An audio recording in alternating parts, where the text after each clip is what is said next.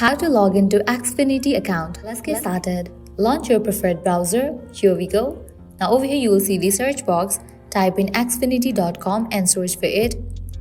With that, you will be directed to the official website of Xfinity. Now at the top right corner, you can find this option of sign in. Go ahead and click on it. Comcast Cable Communication LLC, doing business as Xfinity, is an American telecommunications business segment and division of Comcast Corporation. It is used to market consumer cable television, internet, telephone, and wireless services provided by the company.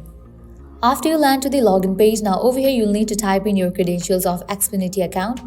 So go ahead and type in your email, phone number, or username.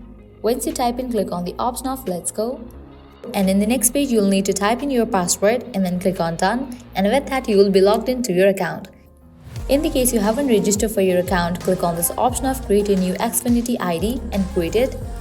Well, that's a wrap for this video. This is how you can easily log into Xfinity account. At the end, if you guys find this video helpful, don't forget to like, share, and subscribe to our channel. Thank you.